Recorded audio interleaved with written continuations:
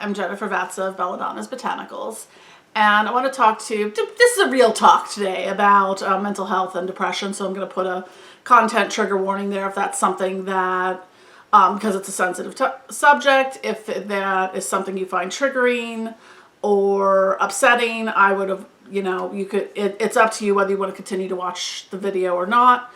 I just want to throw that out there because sometimes I like a heads up about that kind of thing.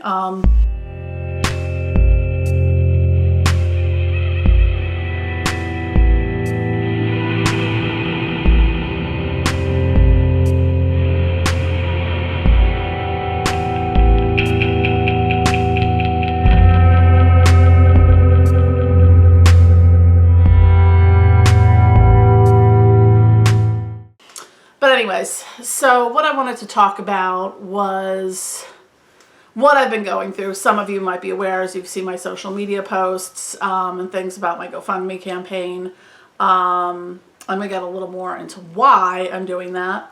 But a lot of this is what I wanted to talk about was depression. So I tend to suffer from, well, I have suffered from depression. Let's just say, let's pick a year where it started, probably about 1989. It's currently 2022. Do the math. I've been suffering with depression off and on for a very long time. Typically, my depressions tend to be situational, like, say living through a pandemic alone, things like that. Or breakups, someone dies, situational type things. They're usually fairly finite in what I'm dealing with there. And it's solely because of that situation. But what I've come to realize, and it's the Scooby-Doo villain, pull off the mask, should have known it was major depression all along, that this is something I've been really struggling with for the past 7-8 months now. It started around, I get seasonal depression, which usually is a short amount of time. It happens like clockwork every year. It's usually around the holidays, end of December into January, starts to get better. I'm fine. Only it never really let up. And it's, dealing with depression is, I have other, mental health comorbidities, complex post-traumatic stress disorder, borderline personality, autism, ADHD. Out of all of them, depression is the roughest beast I have to battle. Because it literally just robs you of everything that you are, your motivation to do anything. The past week, I haven't been getting out of bed before like 3 p.m. I do what I have to do, and then I just go crawl back into bed. I just hadn't realized that this depression really got its teeth sunk into me very deeply at this point. So, back in May, I started doing some medication adjustments because I'd been okay. I hadn't been on antidepressants for about 1.5 years at this point. And in early 2020, up until the beginning of the pandemic, well, a little bit kind of into the beginning of the pandemic, I received transcranial magnetic stimulation, which really did help. Survived the pandemic, went off my antidepressants for 1.5 years. Now, it's called TMS for short. The reason I have to do TMS is because I have treatment-resistant depression. At this point in the past, say, since I started taking psych meds in 1996, I've probably been on close to 30 different medications, some of which almost killed me. So I have a very hard time being on psychiatric medications, especially antidepressants and antipsychotics, because my body does not my metabolism doesn't process them out, so they just kind of stack and then start making things even worse. So I've been on a low dose of a newer antipsychotic called Rexulti for the past 1.5 months, 2 months. at this point. It's working well, but the problem with it is it's starting to make me sluggish, which is because it's stacking in my system too much. And it's also causing weight gain. And since diabetes runs in my family, I've been trying to dodge that bullet for as long as I can. And gaining 10 or 15 pounds can just push me enough into that pre-diabetic range. So keeping my weight down as much as I can is really important, because I'm gonna be even more fucking miserable if I have to be diabetic on top of all this shit. So that's kind of where I'm at, and why I decided to look into getting the transcranial magnetic stimulation again, because it did really work well for me. It's a very weird process. I'll have to make a video or something about it once I'm in it, but I did have my intake for it on Monday, and so we're working on the scheduling thing. It's 36 sessions. The only problem is cost-wise is you have to pay a $25 copay per session, so that adds up, but it is spread out over a few months. But it's depression is just it's if you've never, I mean, yes, we all get sad, we feel down. It's not even for me being sad or down is the worst part of it. It's like my whole body hurts. There's no energy, there's no motivation. I find there's zero joy or happiness or anything I have to look forward to in life. It's just you wake up, you survive each day, you go back to bed, wash, rinse, repeat. And it's really hard living that way, especially when you live alone. Now, all of my previous major depressions happened either I was living at home with my family or I was living with my ex-husband. This is the first one I've had to deal with like 100% on my own. So I don't have anyone here to take care of me, to make dinner when I can barely get out of bed, or to remind me to brush my teeth or take a shower or whatever.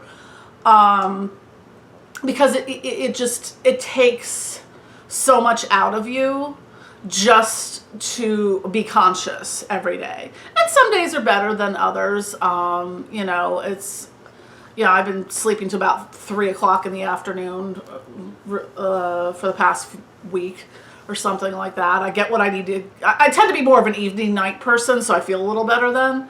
So I, do my work for the day. Now, as being a small business owner, and that being my sole source of income, is like I can't just not work.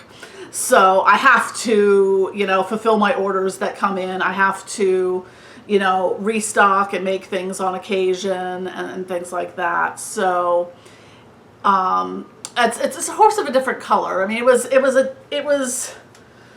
when I was working, 9 to 5 day jobs, I mean, boy, did I, depression ate through a lot of my sick time over the years, and PTO and whatever, just because, okay, I have not been able to get out of bed for the past, week until 3 p.m. I would have had to call off from work and use sick time or vacation time or whatever, or take FMLA or stuff like that, which I've had to do all that stuff over the years.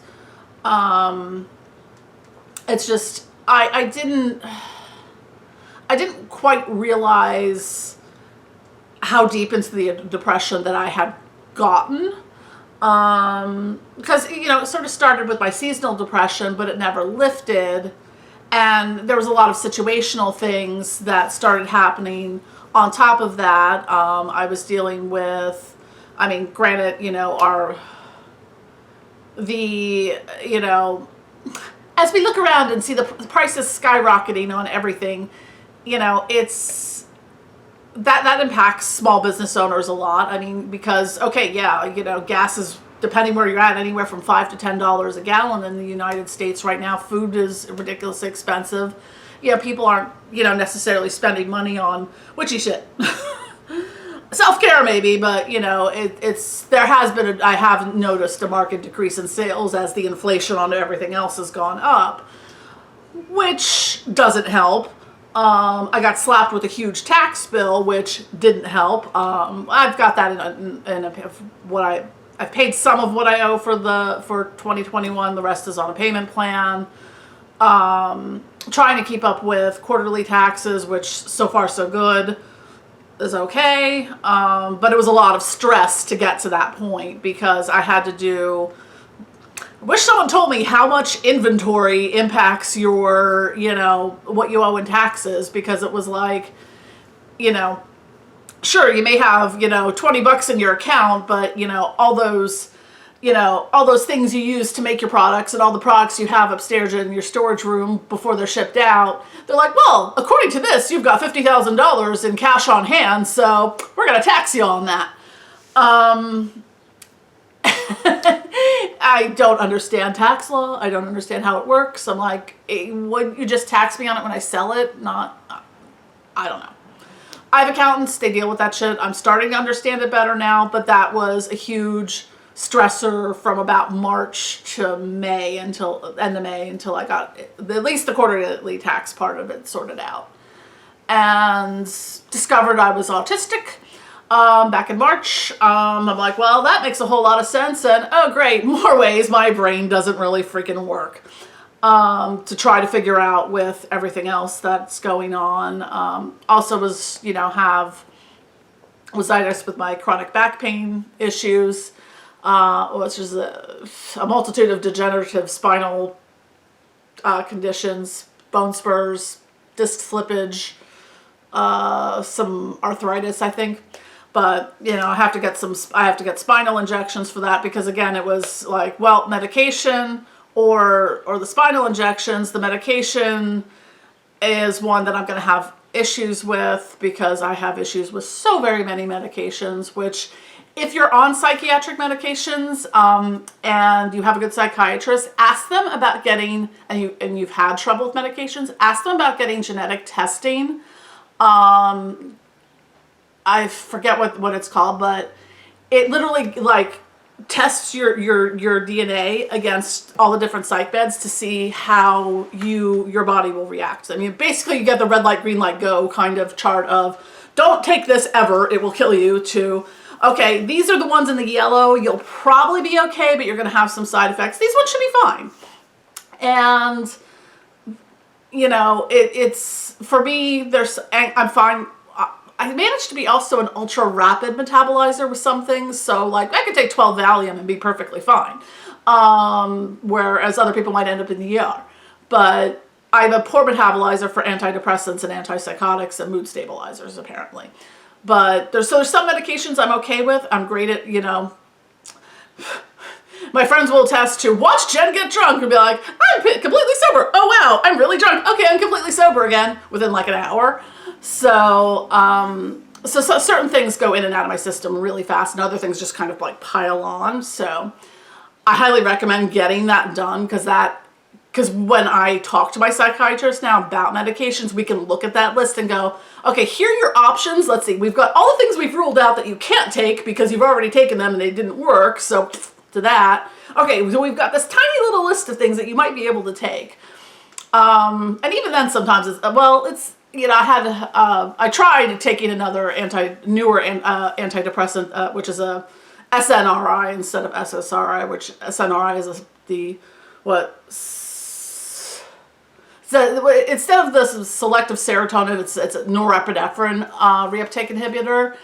Except for the fact that I'm on Adderall extended release, and even though I hadn't taken my Adderall for the day, the first day I took that medication, I was like, wow, I feel like I did a big bag of meth, and I'm going to have a stroke, heart attack, and seizure. We're not taking this one again. Felt really good, though. I can laugh about it. It's my dark sense of humor that sustains me. Pretty sure that's a large part of it, but I don't want to go on too much about my tales of woe. There's other things that are going on in my life, personal things, stuff too. I'm doing my best to get through each day. It's just right now, with the way the economy is and being solely reliant on my business, and then now keeping medical costs thrown on top of that, in addition to finally, after the 2-year saga of trying to get my HVAC system to stop flooding my basement during the summer when the air conditioning's on. I've got that mostly taken care of. I'm just waiting for them to come out with the new part. Should be fixed. So I won't have to break my back every day having to vac the basement. So yay, progress on some part. It's just all these things are really expensive, and it's kind of like everything's really expensive. Every time I order supplies, they're more expensive, and you know, food, gas, we're all feeling it. And as a small business owner and one who is trying to work through, you know, my disabilities and also the very, very, very, very, very slow process of trying to start the slow ball rolling on being officially classified as disabled, so I can get disability insurance and whatever benefits that I would qualify for, which would make my life a lot easier, because it's not like, oh, well, I could just go pick up drive Uber, or go, get a bartending gig, or go work at a bookstore or something like that. I can't physically do a lot of these things. I can't sit for extended periods of time. I can't stand for extended periods of time. I'm lucky if I can walk a few blocks and back at best. So for me, my day has to be structured around, how is my body feeling today? Like, I'm starting to get uncomfortable. My back's starting to get uncomfortable just sitting here, and I'm about 16 minutes into filming this. So after I'm done filming this, I'm going to get up, go do a couple things, may end up having to lay down for a little bit. I need to have that flexibility in my day of, wow, my body is falling apart, I need to go lay in bed with my laptop, versus having to sit at a desk with my laptop, or, drive an Uber, or work at McDonald's, whatever. I don't have those options for me right now. Because believe me, if I did, I would solve them, because I hate asking for money from people. So, having to, and believe me, I am so overwhelmed with the amount of support from the community and from my subscribers and from customers and friends and clients and all that. It really means the world to me, because this is hard. Some hard stuff. And I've talked, moving to, sort of bigger picture things, it's like I've talked to other business owners and stuff like that too. I mean, we're small business owners like myself.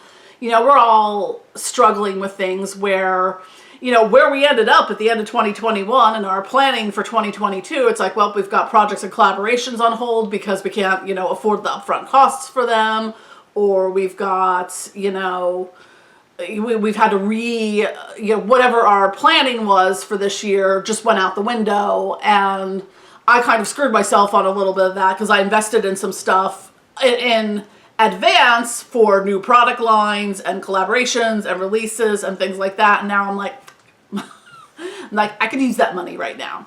So that's why you're seeing some of, right now I've been kind of really evaluating my product lines, trying to bring things down to a more manageable level, because my catalog at any given time is probably well over 300 products. So, and I make all that stuff myself. So, and with the costs and whatnot, it's just looking at formulations, seeing where I can replace one thing with something else, looking at, all right, well, this is, okay, yeah, so we're just going to discontinue this particular type of product, or we're going to, this one doesn't sell that well, let's, throw that in the bargain bin.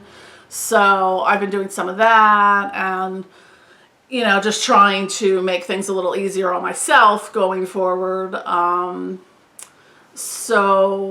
I think I'm just going to wrap this up here, but I just wanted to thank everyone for supporting my GoFundMe, for your kind words of encouragement. I know we're all in varying stages of struggling at this point. I at least thankfully don't have to drive anywhere.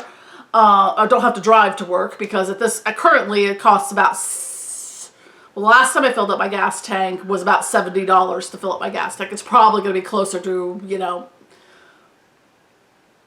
$8,500 now, depending on the day or where I get gas. I would say 85. I would put it that. That's probably about how much it would cost me to fill up my gas tank in my car.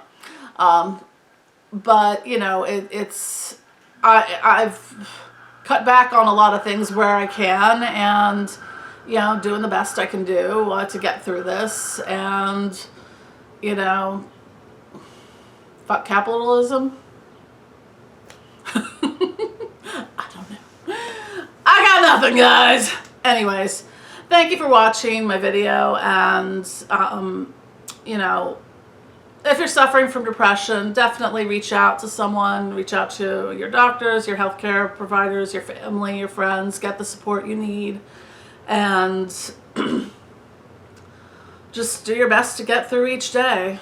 All right. Love y'all. Bye.